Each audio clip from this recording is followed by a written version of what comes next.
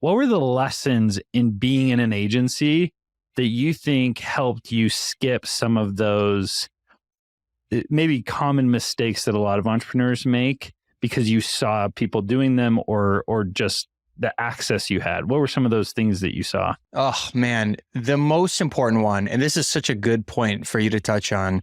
This is the crux of what really drove the growth for True Classic, was that working in an agency, when you're working with a lot of different clients, you know that you learn what to do and what not to do, right? Because you have so many clients that want to spend their money and try things. So you go, okay, let's give this a shot. Let's try Facebook ads. Let's try TikTok. Let's try SMS. Let's do email. Let's just figure it out. Whatever works for the business and makes an impact is what we're going to do. So having done that for 10 years, I just knew exactly when I started True Classic, I knew how to put the money to work for us right away without just testing a bunch of things and kind of seeing what happens, which is how most businesses start out. They just don't know better.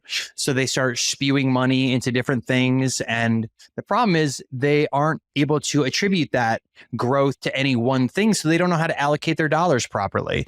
So I just think, having been through so many businesses and seeing what they went through, I just knew that when I hit the ground running, whatever I was going to start, whatever kind of e-com brand, it was going to be all Facebook ads all the time. And I was going to like live and die by that essentially.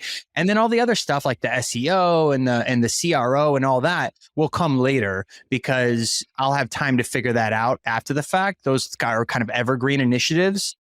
But starting out, I knew you could make a lot from a little, essentially, on Facebook, meaning I could invest a little bit of money, I could quantify the return, and then I could allocate that money back into the business and just keep that kind of train rolling.